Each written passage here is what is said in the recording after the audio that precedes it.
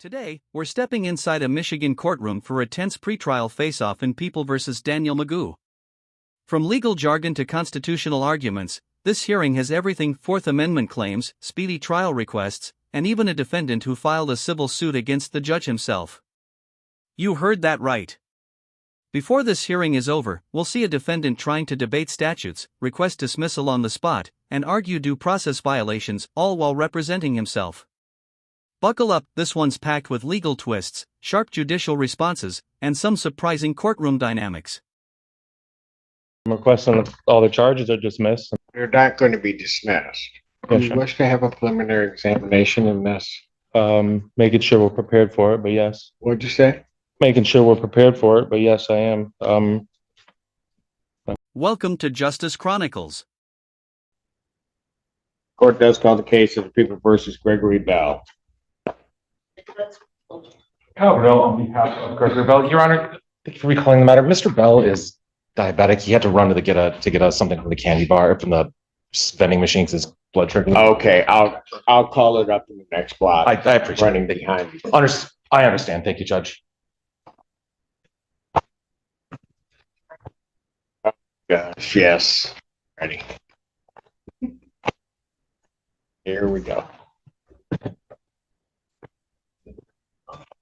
I spend my life ready. You sure? Yes, sir. In anticipation about what I'm going to go through right now, this is absolutely all your fault. Oh. In anticipation. In anticipation of it, I'm just letting you know. Well, let me apologize in anticipation for this being my fault. I am sorry.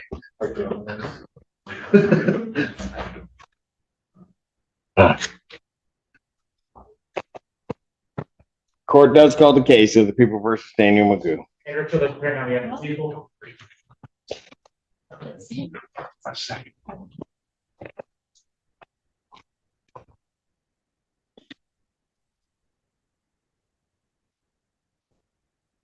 State your name.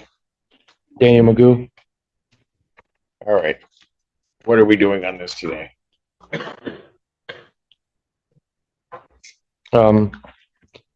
Your Honor, I have in regards to case number 25F4-523. I have a couple things I'd like to point out about a couple of the matters here today. Here, the defendant dives straight into statutory interpretation, arguing that his escape from lawful custody charge doesn't hold up because he was in a hospital, not a jail. It's a clever attempt at narrowing the definition of lawful confinement, referencing Michigan Compiled Law 750.197. However, the judge immediately pushes back, noting that these arguments belong at the preliminary examination stage, not at an initial motion to dismiss. This is a classic example of procedural timing. Even if a defendant makes a strong argument, bringing it at the wrong moment can render it irrelevant. It's about knowing when to argue, not just what to argue. What? In regards to count 3, MCL 750197, lawfully detained or imprisoned in jail or confinement. Judging by the definition of the statute itself, Your Honor, it compels us to conclude that one has to be lawfully imprisoned or in jail. Jail being a facility operated by a local unit of government for detention of persons charged. At this location, defendant was located in a hospital and not a confinement by government agency or jail. So I'm requesting that charge is invalid on its face. That would be addressed at a preliminary examination, sir, as to the sufficiency of the charge. So if you're making a motion that I dismiss it at this point, that motion's denied. Okay. Further in count 2 and count 1, actually, Your Honor, both of these were, I don't know the procedural process or when it should get raised, but both of them are count are Fourth Amendment violations. And furthermore, on count 2, MCL 257.904, that the license of the defendant was revoked or suspended, given the statute as well, Your Honor. That would require the prosecutor to prove that the license was revoked or suspended at the time of the arrest, and that defendant was notified, and that the defendant operated a vehicle on a highway or roadway. When Magoo requests that all charges be dismissed orally, the judge flatly denies it. Here's why: oral motions without written filings rarely succeed in criminal court, especially when discovery and evidence haven't been reviewed yet. Dismissals typically require legal briefs, case law citations, and evidence challenges, not off-the-cuff arguments. The judge's response is procedural, not personal. They're not going to be dismissed. It's a reminder that while defendants have rights to self-representation, they're still bound by court rules and formalities. Watching this, you can sense Magoo's frustration, but in law, process always comes before passion. I challenged the prosecutor to prove all 3. Sir, Yes, you sir. wish to have a preliminary examination in this? I'm making sure we're prepared for it, but yes. What'd you say? Making sure we're prepared for it, but yes, I am. What are the other options? I'm requesting that all the charges are dismissed, a motion for all dismissal on all these charges. They're not going to be dismissed. No, okay. So if you want a preliminary examination and make your arguments, then it might be that they would be dismissed at that point, but they're not going to be dismissed on an oral motion before this. Okay, Ms. Lobby has let me know that all paper discovery has been sent to Mr. Magoo in jail. There are USB drives with video. A number of agencies were involved in the Michigan State Police case, so they responded to assist. I believe she has obtained all of those videos, and those will be sent interdepartmental to jail staff to serve on Mr. Magoo, and I expect those to be in the interdepartmental mail tomorrow. Got it. Okay, so we're not ready. He hasn't gotten the video. He has all paper discovery, but he does not have all video discovery. I expect that'll happen. So I'm not sure. So, Mr. Magoo, are you going to have an objection to an adjournment so that you can see all of the discovery that they have prior to setting this for? Now, Magoo asserts his constitutional right to a speedy trial, a right protected by the Sixth Amendment. But it's not as simple as saying, "I want a speedy trial." The court still has to ensure discovery is complete and both sides are ready. A speedy trial doesn't override due process or evidence preparation. What's interesting is that Magoo's insistence shows both awareness and desperation. He's confident but cornered. This tension between asserting rights and following court logistics is a recurring theme in self-representation cases. Would you push for a speedy trial here, or wait to build your defense?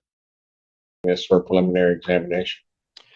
Your Honor, I didn't know what hearing I was prepared for today. I was preparing to cross-examine the officers today, with or without the video evidence. So, given that that's not the case and the officers are not here, I would like a speedy trial. I would like to invoke my right to a speedy trial. So you want your preliminary examination. Those are coming down to the jail to him. I expect that you would have them early next week, so if the court follows its normal setting for preliminary examination, I would expect. I would set it for the 19th, and then he'd have them well in advance, and I guess I'll do it that way. Prior to setting the preliminary examination, it's being a critical process, a couple of things that the court wants to do. Mr. Magoo, starting in case ending in 0979. Magoo, you are before the court. This section is critical. The judge reads through every charge on both cases: fleeing and eluding, operating without insurance, driving under suspension, and even escape from custody. Hearing these charges back-to-back gives a full scope of how serious this situation is. Notice how calmly the judge delivers the potential penalties: years in prison, thousands in fines, community service, while maintaining complete neutrality. This is courtroom professionalism at work, emotionless, factual, and precise. For viewers, this part underscores how one series of bad decisions can snowball into multiple felony and misdemeanor counts, all compounding under Michigan law. Do it that way. Prior to setting the preliminary examination as being a critical process, a couple of things that the court wants to do. Mr. Magoo, starting in case ending in 0979. Mr. Magoo, you are before the court on a felony complaint that alleges 5 different counts, excuse me, including an eluding 4th degree, which is a felony punishable by up to 2 incarceration, $2,000 fine plus court costs. Count 2 is operating an unregistered vehicle, which is a misdemeanor, punishable by up to 90 days. Operating without security, which is a misdemeanor, punishable with not more than 1 year or less than a $200 nor more than $500 fine plus court costs. Count 4, operating while license suspended, denied, and or revoked. That is a misdemeanor, punishable by up to 93 days. $500 fine plus court costs, and your vehicle would be subject to immobilization. Count 5 is refusal to obey a lawful traffic order of a police officer. That's a misdemeanor, punishable by up to 90 days, $100 fine plus court costs. Those events are alleged to have occurred on July 3rd, 2025, I-94 near Parker Road in Scioto Township. That is on the one case. On the other case, which is a 3-count complaint, that 3-count complaint alleges that on March 27, 2024, location of Dexter near Arcona in the city of Milan, Washtenaw County, state of Michigan, that you did operate a motor vehicle while intoxicated. That's a misdemeanor, punishable by up to 93 days, $500 fine plus court costs. There is, however, a third offense notice which transforms this into a felony charge. It's punishable by up to $500 to $5,000 fine plus court costs, 1 to 5 years in jail, probation with 30 days or 1 year in jail, or at least 48 hours to be served consecutively, and 60 to 180 days community service, any rehabilitative programs the court deems necessary. Court could order you to pay the cost of the prosecution, as well as the cost of any emergency governmental services, and your vehicle would be subject to mobilization. Count 2 is operating while your driver's license was suspended, denied, and or revoked. That's a misdemeanor, punishable by up to 93 days in jail, $500 fine plus court costs. Count 3 is lawful escape from custody, or escape from lawful custody, excuse me. That's a misdemeanor, punishable by up to 1 year, $1,000 fine plus court costs. Mr. Magoo, yeah, I would just ask, do you still wish on representing yourself, sir? Your Honor, I will. I have requested assistance given that I am incarcerated and I have no way to. At this point, the courtroom shifts focus to whether Magoo will represent himself or accept counsel. The judge's warning is standard but essential. Defendants who go pro se, represent themselves, must follow the same legal standards as trained attorneys. No exceptions. Judges often remind them that self-representation is a constitutional right, but also a strategic risk. When Magoo finally says, "I would like legal assistance," the court interprets it as a formal request for counsel. This marks a key pivot, from self-advocacy to legal defense, signaling a recognition that courtroom procedure might be tougher than it looks from the outside. Do you wish to be represented by an attorney, sir? I would like legal assistance. What do you mean by that? Would you like to be Well, represented by I've called the Well, Mr. prosecutor. Magoo, we go through this every time. So here's what I'm going to do. I'm going to advise you that there are great perils in representing oneself. I've told you about that before on numerous occasions. That I would treat you the same as I would treat anybody else. You would have to know the Michigan court rules. You'd have to know courtroom procedure, and that you would be treated the same, not any more favorably, not any worse, as you would go through these proceedings. If you wish to represent yourself, you may proceed with the court's admonishment. I've advised you as to the penalty, the charges, the maximum penalties. I will now ask you the question, and I'm not going to just keep going around and around in circles when I ask you this question. Do you wish to be represented by counsel? If you wish to be represented by counsel, this court will ensure that counsel is appointed to represent you. If That is a yes or no. I would like legal assistance, yes, Your Honor. I'm going to take that as your request for counsel, is how I'm going to take that. And so these two cases now become public defender cases. Thank you, Judge. Torture Feaster, Assistant Public Defender on behalf of the defendant. I believe Your Honor has already agreed to set it for examination. I will set, he's asked for examination in the case, and so I will set these for preliminary examination. Okay. Well, Your Honor, I would ask, given that one of these cases, in regards to the March 27, 2024 case, there is an Here, Magoo argues that there's been a delay of over 390 days since the warrant was issued, a potential due process and Sixth Amendment violation. He cites case law like U.S. v. Lavasco and People v. Hernandez, which is impressive legal research for a non-lawyer. However, the issue isn't just delay, it's whether that delay caused prejudice to the defendant's case. If he can't show that evidence was lost or his defense was harmed, the motion won't stick. Still, it's a smart attempt. Magoo's pushing for procedural fairness while trying to cast doubt on the prosecution's diligence. Is an undue delay. It's been over, I think, 390 some days since the warrant was requested, and this triggers due process violations under U.S. versus Lavasco, People versus Bassard, People versus Rosengreen, and procedural unfairness, Sixth Amendment violations. And I do request that the prosecutor provide provide information in regards to the three-pronged test under People versus Hernandez. One of them, first test being the explanation for the undue delay for 390 some days. The second part of that test being to prove that the delay was not deliberate. And then the third part of the delay or the prong test is to make sure that there was no undue burden on or prejudice on the defendant. And in that regards, Your Honor, I also am requesting that I do have due process 14th Amendment rights as well as 8th Amendment rights. And a lot of these are facially invalid. A lot of these charges are facially invalid. And I'm just requesting that the court grant a personal reconnaissance on my behalf. And for both of these charges, being that we're looking at really just misdemeanors, $500 misdemeanors. So I think he's requesting, Your Honor, amend his bond, and he's requesting a release, Your Honor, PR bond. A response from the people regarding his bond.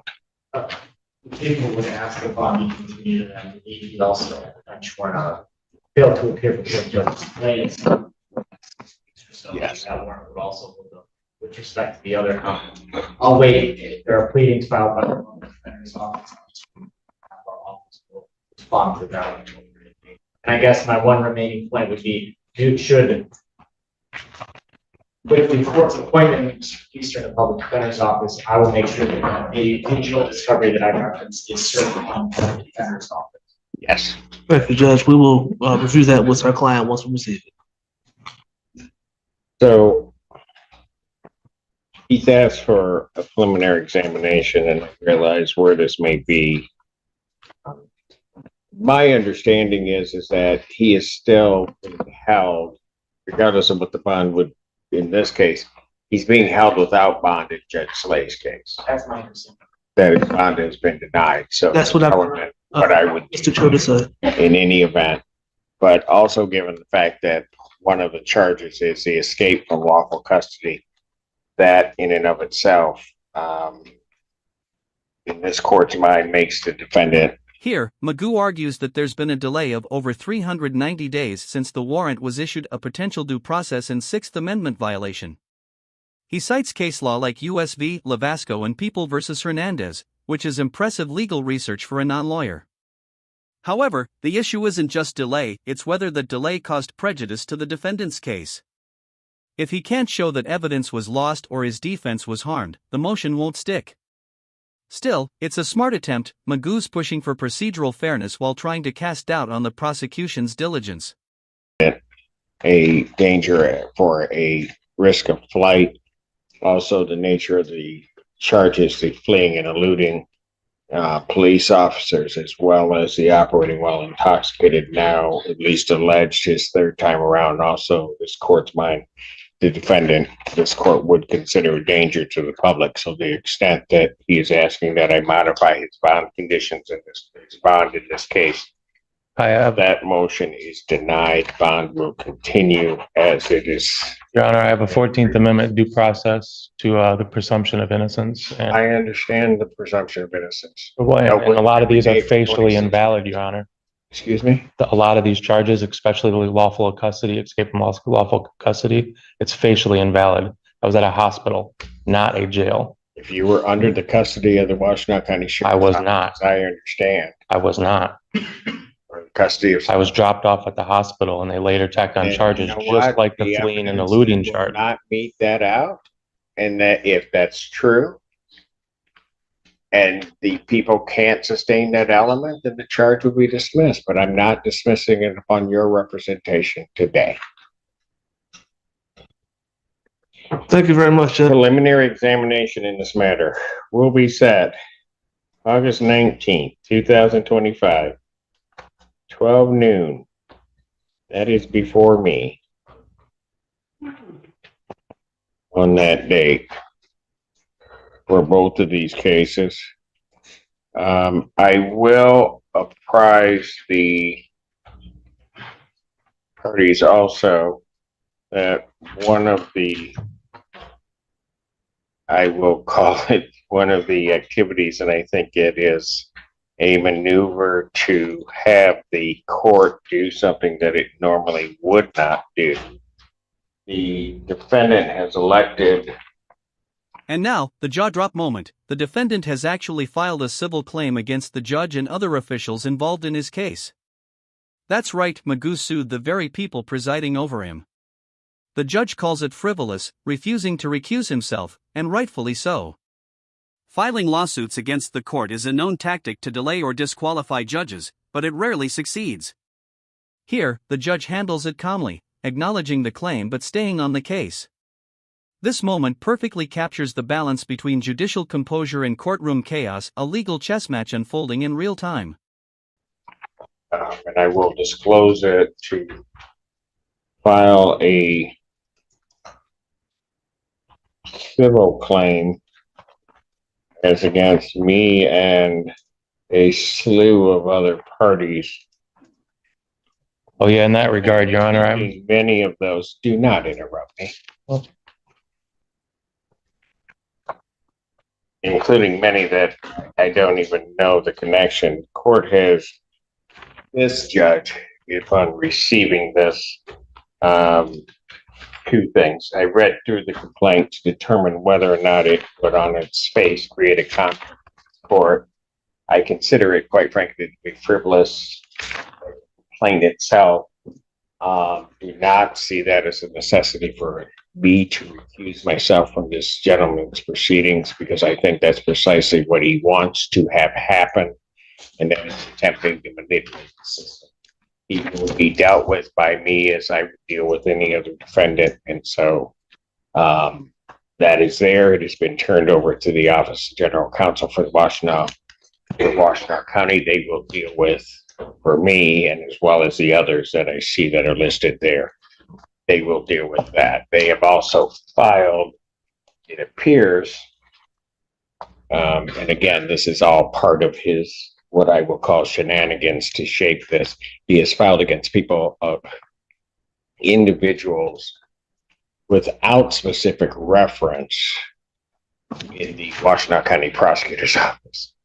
I don't, as I view what I read, would not consider that any jeopardy upon their objectivity in handling this case. So I'm aware that such note or such filings were being received by our office maybe yesterday. At this point, we continue to proceed with this case until I do otherwise from the elected prosecutor.